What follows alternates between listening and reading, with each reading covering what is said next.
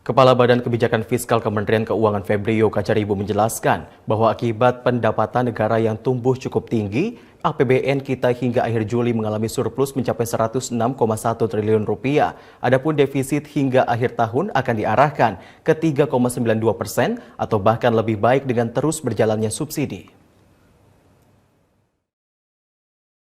Berdasarkan catatan yang dihimpun Kementerian Keuangan terkait realisasi anggaran pendapatan dari belanja negara atau APBN hingga akhir Juli 2022 masih menunjukkan surplus, yaitu sebesar 106,1 triliun rupiah.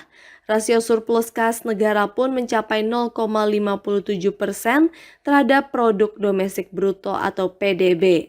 Kepala Badan Kebijakan Fiskal Kementerian Keuangan Febrio Kacaribu secara daring pada acara Tanya Badan Kebijakan Fiskal pada Senin 8 Agustus memaparkan terkait akibat pendaftaran negara yang tumbuh cukup tinggi.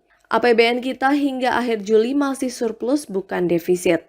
Lebih lanjut, Febrio menjelaskan bahwa shock absorber atau peredam guncangan yang digunakan pemerintah dalam memaksimalkan peran APBN salah satunya dengan melakukan pembayaran subsidi dan kompensasi energi yang mana akan terus berjalan hingga akhir tahun nanti.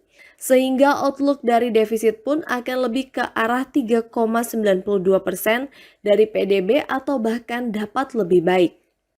Karena ini akan kita terus pantau apakah kita bisa menjaga penerimaannya, pendapatan negaranya tetap tumbuh kuat, dan belanjanya juga harus kita pastikan digunakan secara seefisien mungkin dengan spending better. Sehingga defisit di akhir tahun memang kita arahkan cukup kuat ke 3,92 atau bahkan lebih rendah lagi. Sementara surplus anggaran negara sendiri didapatkan dari pendapatan negara yakni sejumlah 1.551 triliun rupiah, di mana angka tersebut lebih tinggi jika dibandingkan dengan belanja negara sebesar 1.444,8 triliun rupiah. Realisasi pendapatan negara tersebut juga berhasil tumbuh senilai 21,2% year on year, sedangkan belanja negara naik pada persentase 13,7% year on year.